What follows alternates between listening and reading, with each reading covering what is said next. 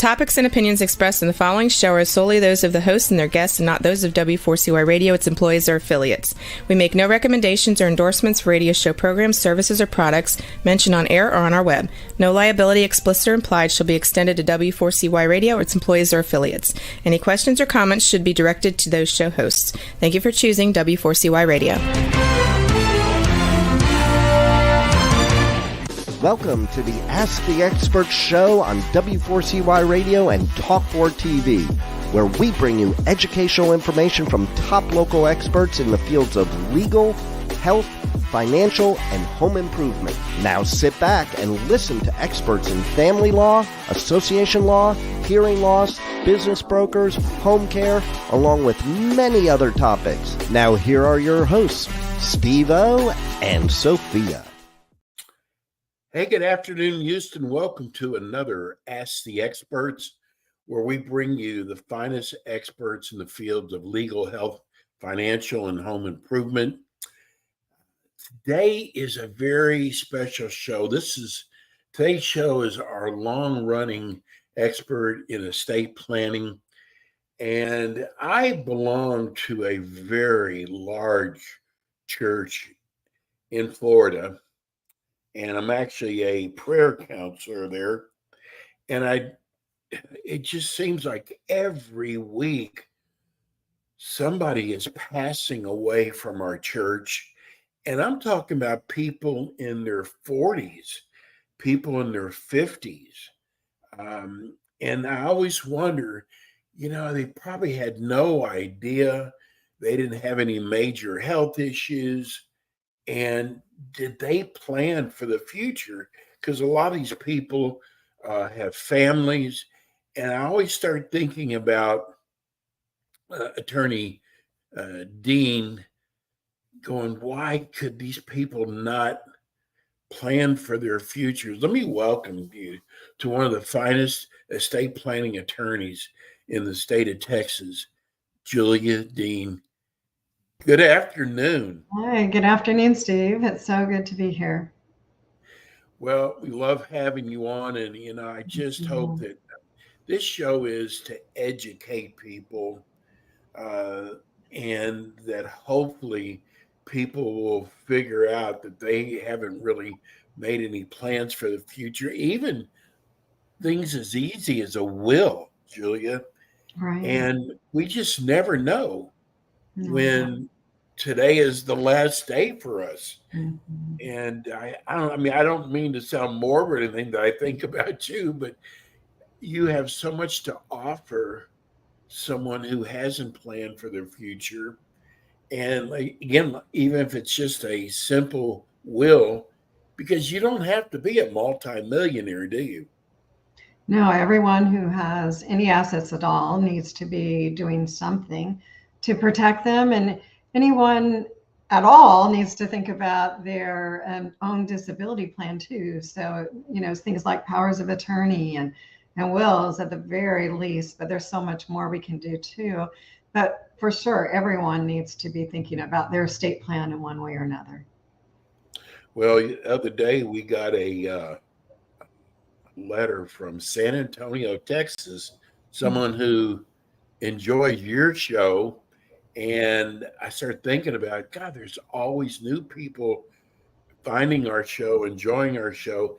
Tell people about yourself and about your firm. Thank you. Well, I'm Julia Dean. I'm the managing attorney of the Dean Law Firm here in Sugar Land, Texas, which is the Houston area. And I have the privilege of helping people create their legacies, secure them, and amplify them by utilizing strategic estate planning methods. And I just enjoy helping people with that portion of it, as well as a lot of different areas that intersect with that.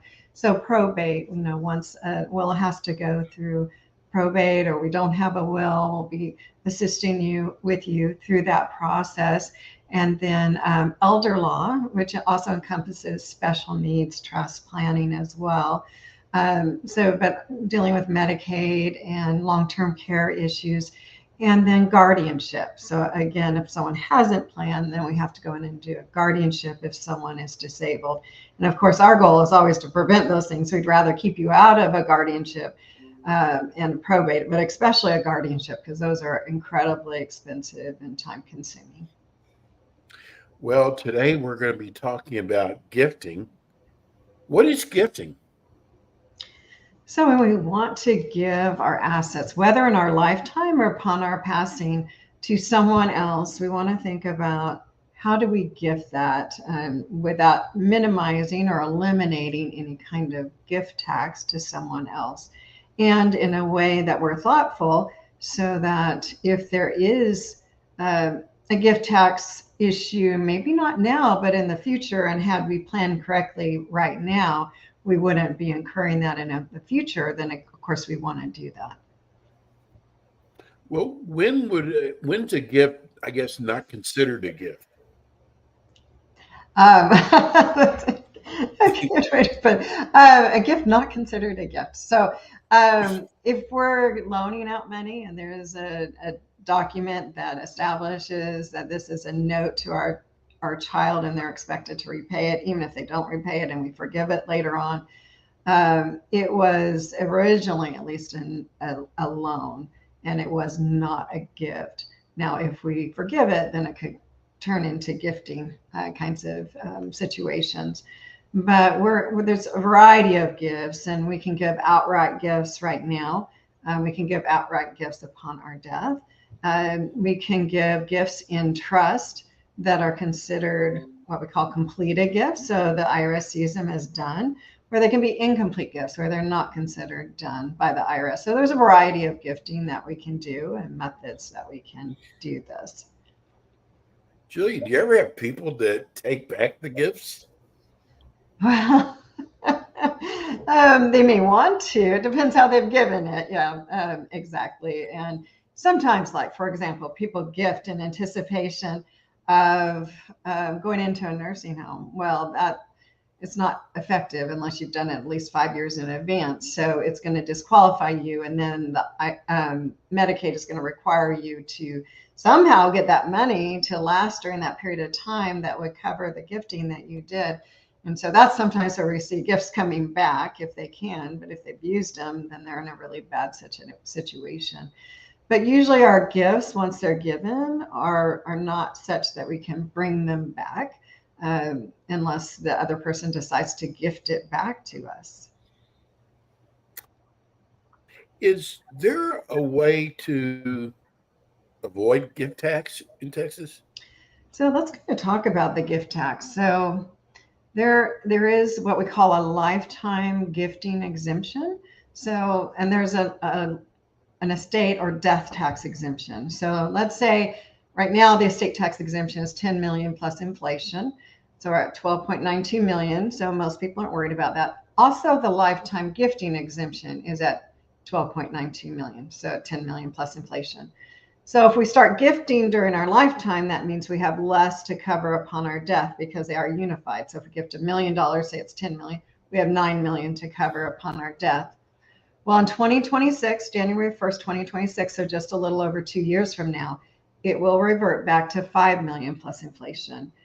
And it could go lower. It's been as low as 600,000 since I started in this area. And the estate tax, when you get over that exemption, has ranged from 35% to 70%. So we're actually at the low end right now to 40%, excuse me. And so anything over that exemption amount is taxed at a 40%. So think of the lifetime gifting amount as, okay, because it's unified with the death tax exemption, we're just kind of crediting it for the future. So if we gift, we have to file a gift tax return, but we're paying zero in tax unless we go over that amount. Now, there's certain kinds of gifts that we don't even have to worry about that lifetime gifting exemption. We can give them and not even have to file a gift tax return, and it doesn't go against our lifetime exemption. So some of those are the annual exclusion amount. So we can gift a certain amount every year per person. So it could be 10 people. It doesn't have to be just our family members, but we can gift that amount every year. And we don't have to file a gift tax return on it. So the amount this year is $17,000 per year per person. So I could gift it, if I have 3 children, I can gift it to the 3 children. So $17,000 times 3. If I want to gift to Aunt Susie and Uncle Sam, and we usually don't want to gift to Uncle Sam, let's pick someone else, Uncle Will, then, we can gift to them as well. If we're married, we can double that gift. It's actually called gift splitting. I don't know why. It's gift doubling. So you could gift $34,000 a year to each of those people as husband and wife.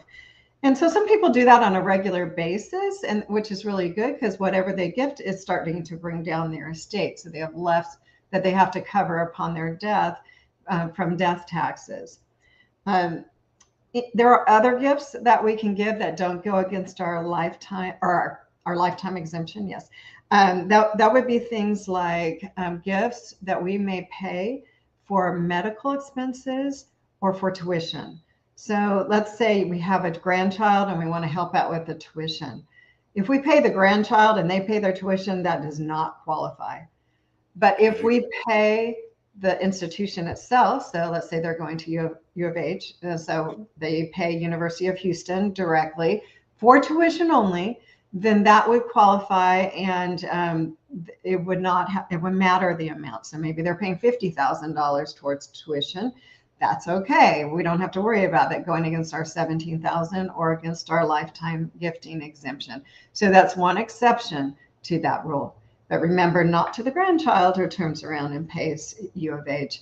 Instead, we pay directly to the university or college. Same thing for medical expenses. So let's say you're helping out a parent with medical expenses. You don't want to give that to the parent to pay the doctor. You pay the doctor directly. And then we're not concerned about making sure it's under that $17,000, and we're not having to file a gift tax return. Instead, it comes off of our estate, and any amount is fine as long as it's for medical expenses and is paid directly to the medical provider. What about transferring a house from the parent to a child? That is a good question, because we want to think about, do we transfer it now or do we transfer it upon death? Because if we transfer it upon death, we get what's called a tax basis adjustment, usually a step up in basis. So let's say the parent has bought that house for $50,000, but by the time they pass away, it's worth $500,000 because they've lived there a long time. There's a $450,000 capital gains there. And if we want to avoid that capital gains bill, then what we will do is we'll transfer it upon death because we get a new tax basis. So it's as if your parents bought it for $500,000, and now you as a child are not having to pay capital gains on that $450,000 gain. They did try to take that away from us a couple of years ago. That didn't pass. So we still have the ability to, upon death, get a new tax basis. And usually that's a step up in basis, unless there's been a loss. And then you take a loss, but again, then it's helping you on the tax side of things. So we're getting a new tax basis. If we transfer it during our lifetime, however, we don't. So it transfers at fair market value. And so let's say it's that $500,000, they paid $50,000. Now we're paying capital gains on that $450,000 as a part of that transfer. Or we're also capturing that as a gift. So the $450,000 gift, the $500,000 gift to that person. So we're worried about gifting. We need to file a gift tax return because it's going to them, but we're also having to pay the capital gains. So we're not paying it at that actual time. We'll pay it when they sell it, but we have a low tax basis, if that makes sense. So that capital gains is still there, where we could have avoided that sometimes if we had just waited until they pass away to gift it. Now, there may be other reasons we want to gift it during their lifetime. Maybe there isn't that much capital gains. We're going to have still a similar tax basis, so we're not too worried about it. Or there's a homestead exemption that the child has, that they want to go ahead and make that transfer now. So, but we do need to think about, okay, are we concerned about that tax basis? Are we concerned about having to pay large capital gains later on when that house is sold? Do we need to file a gift tax return? And do we want to use any of our gift tax exemption? Because remember, when we use our gift tax exemption, we have less to protect upon our death. And so it really depends on the parent situation when they're gifting it, and also the child's situation. We just got a text in from a listener wanting to know, is it hard to prove a gift? Well, generally we're going to be filing a gift tax return on larger gifts, but you do want to have some kind of documentation. If you're doing some of the annual exclusion gifts, I would do it in a check or some other way that you would know that you're giving that amount and that you can establish that. Because if the IRS ever audits you, you do need to be able to prove that. So, do think about documentation. Don't think just because I don't have to file a gift tax return that I shouldn't worry about the documentation. Yes, absolutely worry about the documentation and make sure it shows it's an annual exclusion gift on the check, or however you decide to give it to them, that there's some way of tracing it in some kind of receipt. Okay, we just got another question. Jackson in, I guess this is North Houston. Okay. They want to know if I guess it's separate, is a gift separate property in Texas? Okay, yes, gifts are separate property in Texas. So let's say your parent gifted you, the house, and then the house is now separate property. Because anything even acquired during marriage as a gift or inheritance is separate property. Where we find an issue is where people, like with a house, it's easier because it's title, and we can say, okay, yes, if you helped to benefit the house with your community assets, with income from marriage, then we would have a right of reimbursement of half of that to the other spouse but they wouldn't get the house. It would still stay your own separate property. The problem with other assets, like let's say you're getting $100,000 in a brokerage account. Well, that $100,000 is generating interest and dividends off of that, right? So that interest and dividends, though, during a marriage is community property. It is not separate property. If you leave it in the same account, it all becomes community property, because the presumption in Texas is that it is all separate or community property if we cannot, especially if we commingle it, or we cannot figure out if it is separate property or community property. So we're always, for our own separate property, needing to establish, and by clear and convincing evidence, that this is our separate property.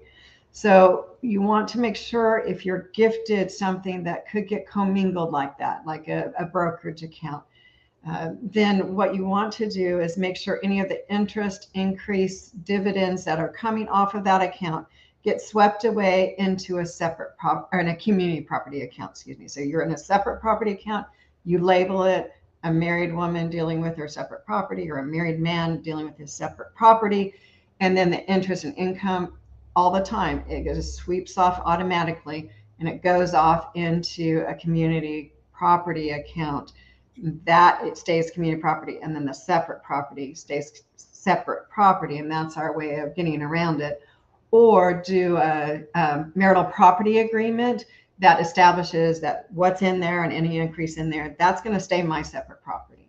So just be careful when you get gifts that you are keeping them separate, because most people think, well, I know my gift's separate property, but what they don't know is they can easily commingle that, and then all of it becomes community property. And you don't want to find that out if you're going through a divorce, or there's an issue when you pass away and what's separate property or what's community property. Gail in Galveston wants to know, how much is a title transfer cost in Texas? I am not sure on that. Yeah, so I don't handle the title transfers. So. Are you talking about maybe a deed to the home? They just said a title transfer. Yeah. Maybe So they there's can write us title back. searches, which I should say, I'm not sure, and it would depend on the value of the house and how much effort they're doing. But as far as transferring a deed into the home, it would depend on, what the attorney's fee is. Ours is $400 plus $50 of expenses usually in most counties out here. What happens if you don't report a gift?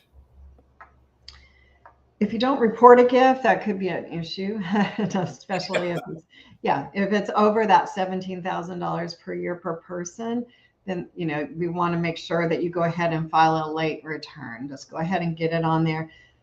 Just because we want to have that so that it's not an issue when you pass away, how much exemption that you have, because what you don't want is a tax coming and hitting you a lot later. Or your estate a lot later, because they didn't know that you had made these huge gifts beforehand. So I always recommend that whenever it is, just go back and file it and make sure that it's taken care of.